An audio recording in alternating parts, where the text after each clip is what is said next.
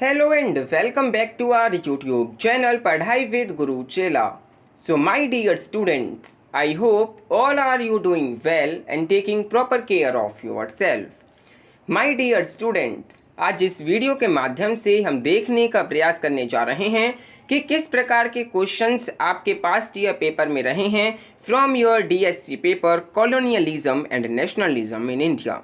My dear students, जानने और समझने का प्रयास करेंगे कि क्या एक बेसिक पैटर्न रहा है क्वेश्चंस को पूछने का, साथ ही आपके DSC subject colonialism and nationalism in India के सिलेबस को भी हम देखने का प्रयास करेंगे। सो आइए डियर स्टूडेंट्स, वीडियो को स्टार्ट करते हैं एंड देखते हैं past year OB question paper on your DSC paper colonialism and nationalism in India. First of all dear students, आइए देखते हैं आपके DSC paper colonialism and nationalism in India के सिलेबस को। देखते हैं कि कितनी यूनिट्स आपको कवर करनी है, कितने टॉपिक्स आपको पढ़ने हैं and so on. So my dear students, बात करते हैं आपकी यूनिट 1 जो कि है कॉलोनियलिज्म एंड नेशनलिज्म की। इसमें आपको बेसिकली पढ़ना है मेन पर्सपेक्टिव्स ऑन कॉलोनियलिज्म। जो भी मेन पर्सपेक्टिव्स हैं कॉलोनियलिज्म पर, जैसे कि लिबरलिज्म, मार्क्सिज्म, पोस्ट कॉलोनियलिज्म, इनको आपको कवर करना है। देन सेकंड टॉपिक है approaches to the study of nationalism in India. जो भी अप्रोचेस हैं to the study of nationalism in India वो आपको कवर करने हैं, जिसमें नेशनलिस्ट अप्रोच है, इंपीरियलिस्ट अप्रोच है, मार्क्सिस्ट अप्रोच है एंड सबल्टर्न इंटरप्रिटेशंस हैं। देन नेक्स्ट यूनिट है unit 2 colonial rule in India and its impact. इसमें बेसिकली आपको 3 टॉपिक्स को कवर करना है। फर्स्ट टॉपिक है constitutional developments and the colonial state. Then second topic है colonial ideology of civilising mission, जिसके अंदर आपको यूटिलिटेरियंस एंड मिशनरीज को कवर करना है। देन नेक्स्ट टॉपिक है impact on agriculture, land relations, industry and ecology. Then students, next unit है unit 3 reform and resistance. इसके अंदर आपको द 1857 रेबिलियंस, यानी कि जो 1857 की जो क्रांति हुई उसको आपको कवर करना है। Then major social and religious movements, जो भी सोशल एंड रिलीजियस मूवमेंट्स हुए हैं उनको आपको कवर करना है।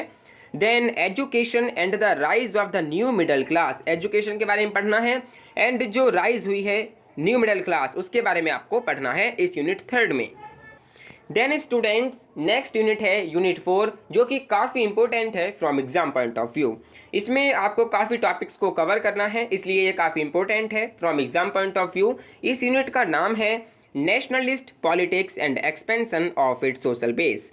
इसमें फर्स्ट टॉपिक आपको कवर करना है phases of the nationalist movement, जिसके अंदर आपको liberal, constitutionalist, swadeshi and the radicals, formation of the Muslim League, इन तमाम टॉपिक्स को आपको कवर करना है। देन सेकेंड टॉपिक है गांधी एंड मास मोबिलाइजेशन, जिसके अंदर आपको non cooperation movement, civil disobedience and quit India movements को कवर करना है। देन नेक्स्ट टॉपिक है सोशलिस्ट अल्टरनेटिव्स, जिसके अंदर आपको कांग्रेस, सोशलिस्ट एंड कम्युनिस्ट इनको कवर करना है।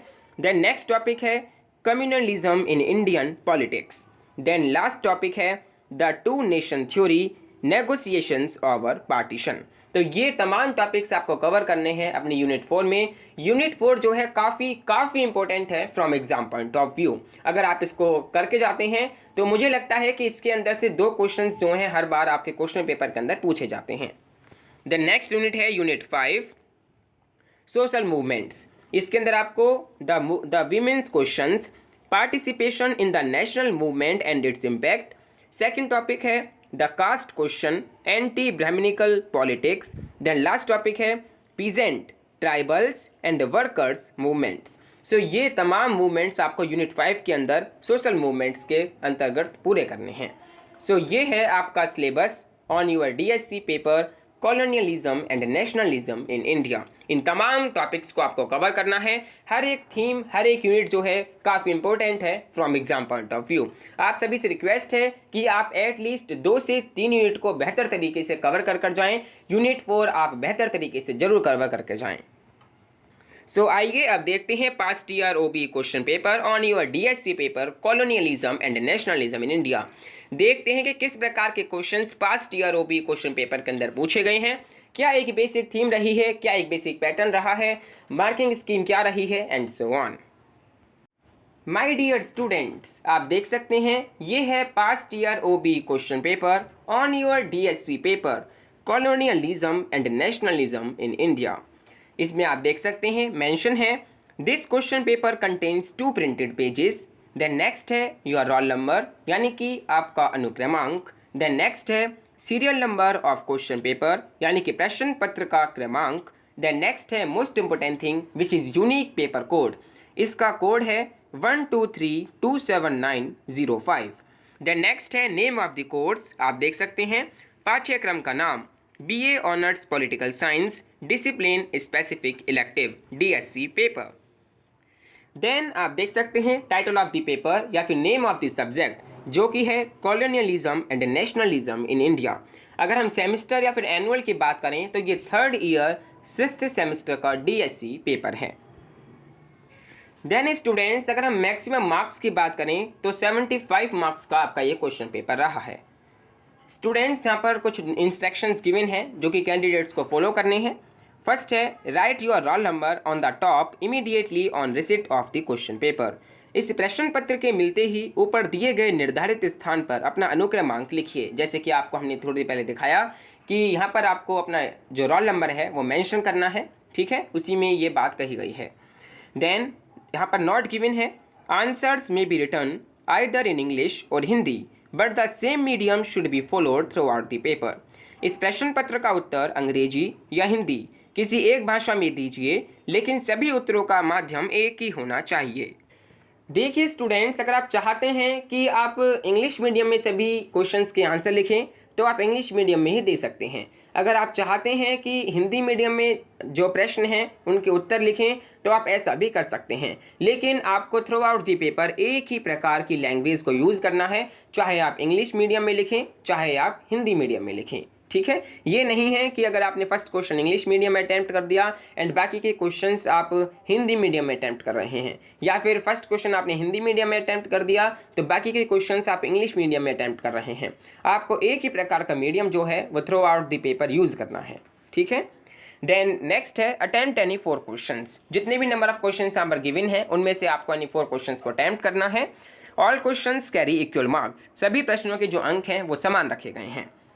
तो देखिए, अगर हम ऑफलाइन एग्जामिनेशंस की बात करें तो उसमें टोटल नंबर ऑफ क्वेश्चंस जो आपको देखने को मिलेंगे वो 8 मिलेंगे, जिसमें 8वां क्वेश्चन जो है बेसिकली आपके शॉर्ट नोट्स पर बेस्ड होता है, जिसमें 4 ऑप्शंस होते हैं, किन्हीं 2 पर आपको शॉर्ट नोट्स जो है लिखना होता है।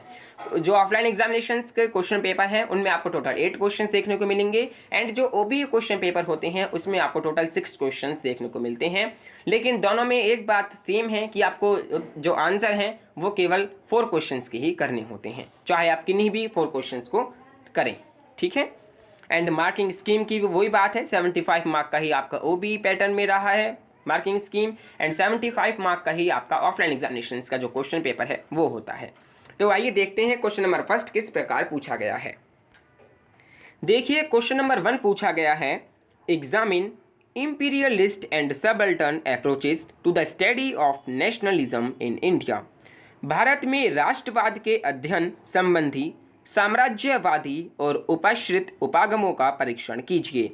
ये देखिए आपकी फर्स्ट यूनिट के अंदर से ही पूछा गया है, ठीक है, जिसमें आपको 2 टॉपिक्स को पढ़ना है। सेकंड टॉपिक जो आपका अप्रोचेस है उसके अंदर से बेसिकली ये क्वेश्चन जो है पुटअप किया गया है।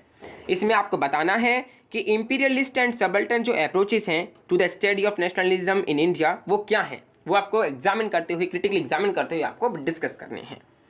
देन नेक्स्ट क्वेश्चन है question number 2 examine the impact of British rule on Indian industry and ecology.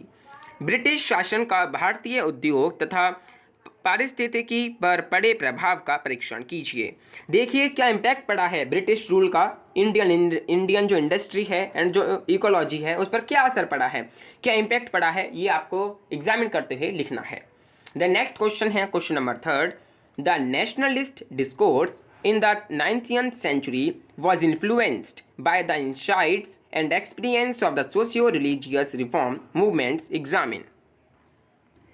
19वीं सदी का राष्ट्रवादी विमर्श सामाजिक धार्मिक सुधार आंदोलनों के अंतर्दृष्टि एवं अनुभव से प्रभावित था परीक्षण कीजिए। बेसिकली ये जो स्टेटमेंट है ये आपको इसके अंदर बतानी है कि क्या कहना चाह रही है ये स्टेटमेंट। देन नेक्स्ट क्वेश्चन है question number 4, what was Gandhi's role in mobilising peasants and women in the nationalist movement, elaborate.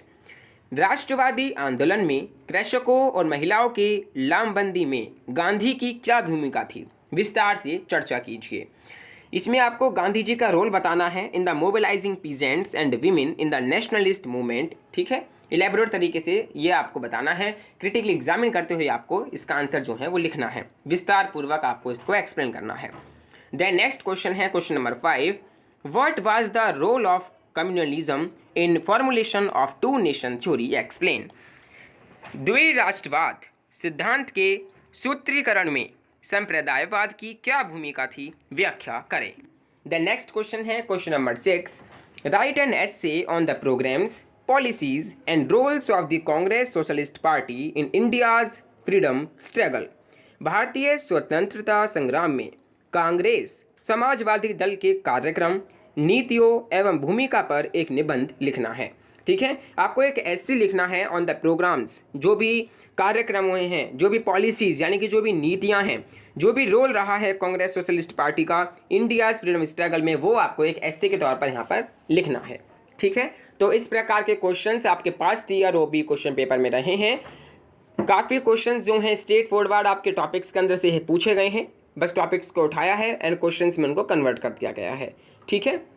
तो आपसे रिक्वेस्ट है कि आप हर एक टॉपिक को बेहतर तरीके से कवर कर जाएं, ठीक है। यूनिट 1, यूनिट 2, यूनिट 3, यूनिट 4, अगर आप 3 से 4 यूनिट को भी बेहतर तरीके से कर लेते हैं तो आप 100% जो हैं अच्छे प्रकार से आंसर्स को लिख सकते हैं, अच्छे प्रकार से पेपर को कर सकते हैं, ठीक है स्टूडेंट्स। सो ये है past year OB question paper on your DSC paper colonialism and nationalism in India for your semester 6th examination.